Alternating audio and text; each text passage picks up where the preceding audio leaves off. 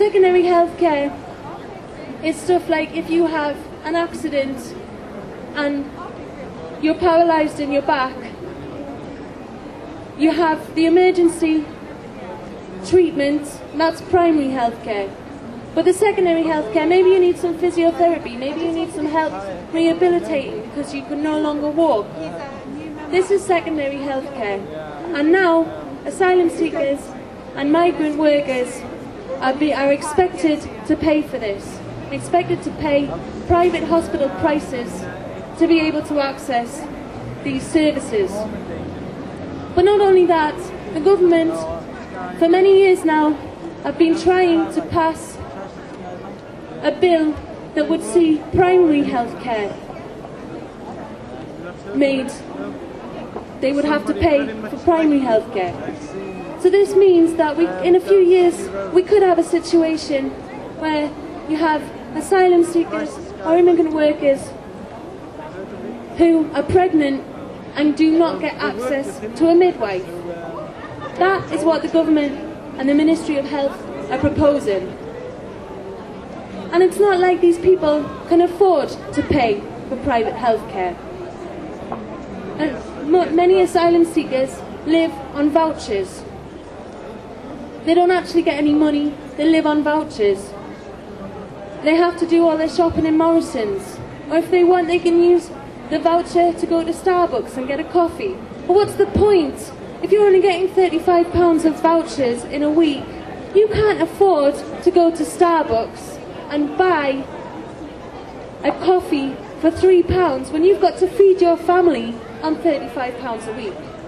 So how then are these people expected to pay for this healthcare? This is what we mean by unfair access to public services.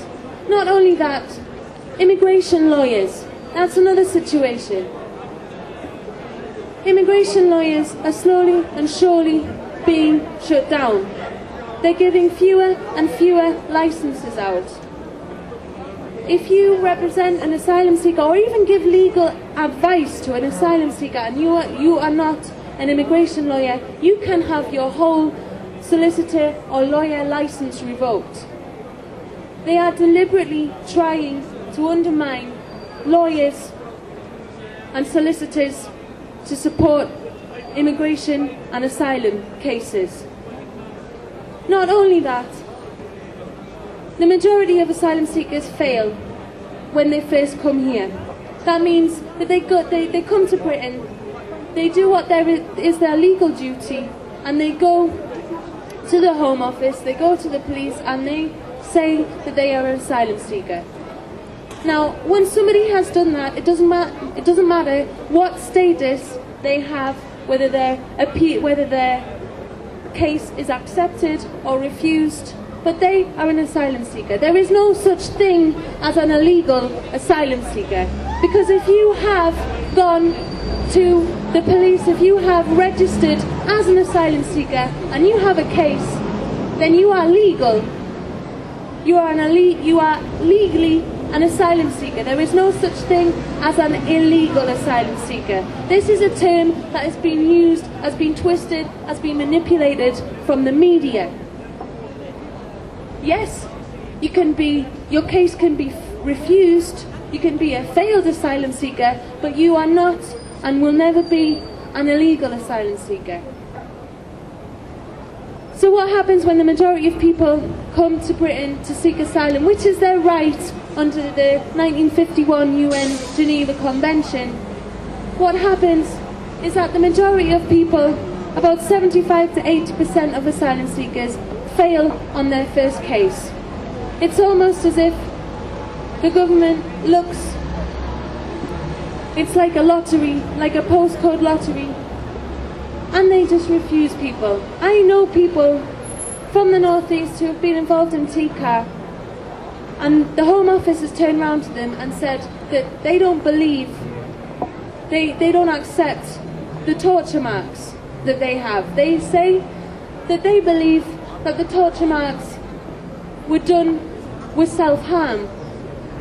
They've also, to some people that we've been working with here in the northeast, they've said things like that they don't believe the rape evidence that has been provided. They've said, well, we don't believe that a soldier raped you. We believe that it was your husband. And because it's not a soldier, that means it's not a political situation, so you cannot claim political asylum. This is how the Home Office are treating the majority of people. They are just throwing out their evidence, throwing out their documents, and just basically calling them liars.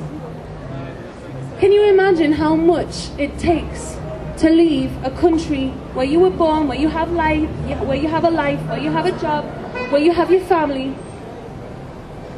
How much it would take to be forced to flee that country and seek asylum in a country where you know you're going to get met with racism. You know that you don't have the right to work. That's another myth that is always told by the media here in Britain, that asylum seekers are taking our jobs. Well, asylum seekers don't have the right to work. The Labour government took that away from them in 2001. This is why the majority of people, the majority of asylum seekers, are forced to live on handouts. They're forced to live on vouchers. And you know what happens if you do work? Then you go to prison. You go to prison for working.